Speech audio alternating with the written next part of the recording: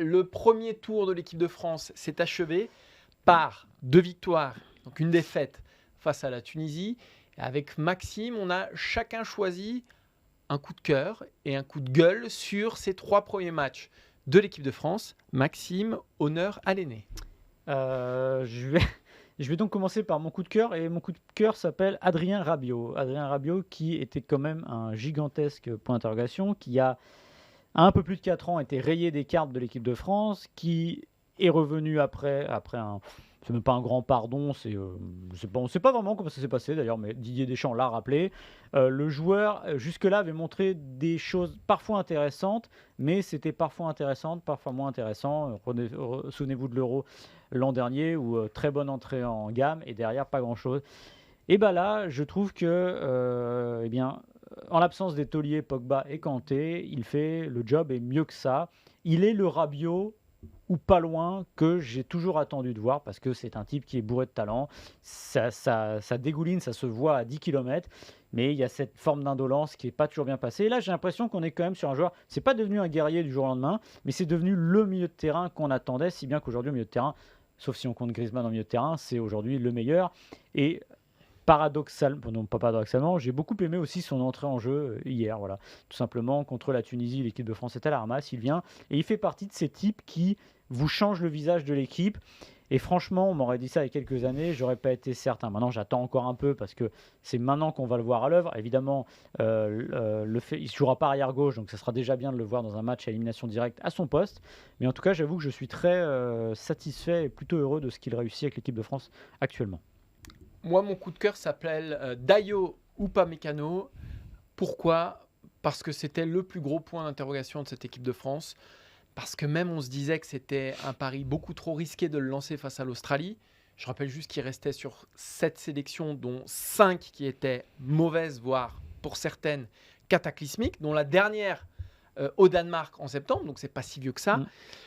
Que jusqu'ici, son vécu en équipe de France ressemblait à un calvaire, que c'était beaucoup trop dur pour lui, qu'on sentait qu'il était fébrile sur chaque touche de balle. Et puis là, la révélation, au meilleur des moments, en Coupe du Monde, quand on a besoin de lui, puisque ni Kimpembe ni Lucas Hernandez ne sont là pour pallier un éventuel problème, c'est la révélation Upamecano. Moi, c'est celui qui m'estomaque le plus depuis le début de cette compétition chez les Français, parce que non seulement il fait le taf, mais plus que ça, il est très bon. Son match face au Danemark, c'est pas loin d'être le meilleur français. Bon, si on enlève les deux devant, Griezmann et Mbappé, mais même, il fait des différences incroyables dans la première relance. Il apporte des solutions à cette équipe de France qui se cherchait un premier relanceur.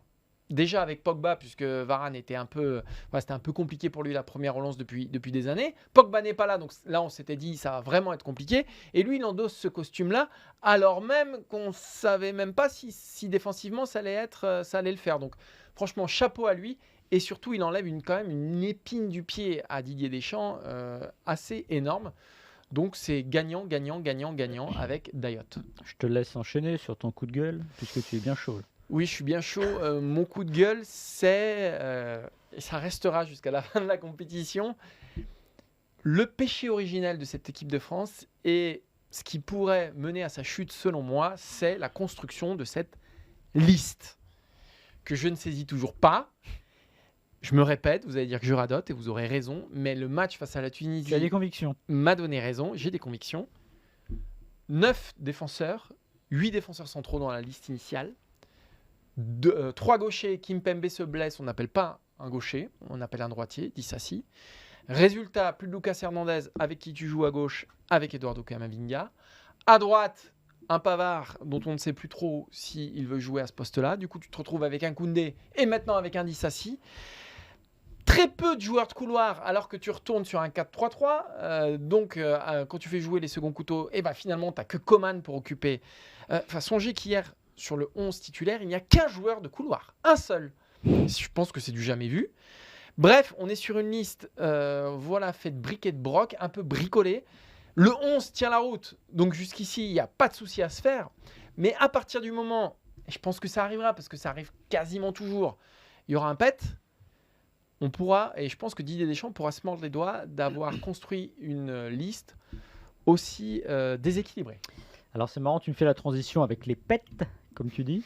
Moi j'ai envie de parler de la gestion des blessés dans cette liste, la gestion du cas Karim Benzema et la gestion du cas Raphaël Varane, qui sont deux cas qui se ressemblent avec des finalités différentes mais qui posent des questions.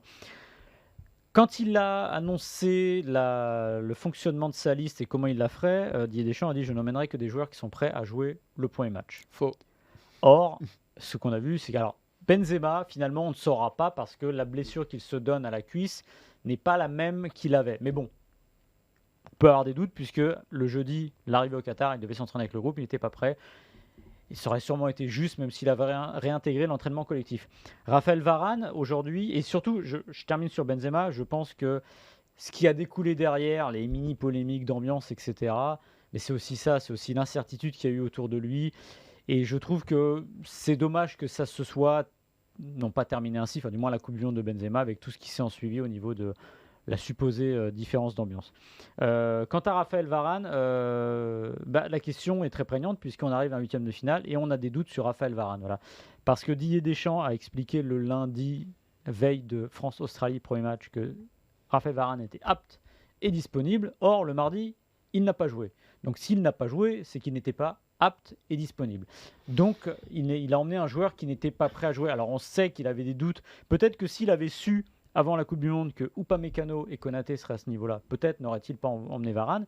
Il l'a emmené, et ce qui fait qu'aujourd'hui, on l'a vu contre le Danemark plutôt bon, on l'a vu contre la Tunisie plutôt mauvais, donc on arrive à un huitième de finale où on a une grande question autour du cas Varane qui ne devrait pas avoir lieu. Là, c'est quand même un moment de la compétition où votre charnière doit être assurée. Alors je pense que la tête de Deschamps, hormis pépin physique, elle est assurée, c'est Varane et Upamecano. Mais on peut avoir des doutes, et surtout les doutes, pour faire le lien avec ce que tu disais sur Upamecano, on n'a pas des doutes sur la personne qu'on imaginait, et c'est assez dommageable pour le coup.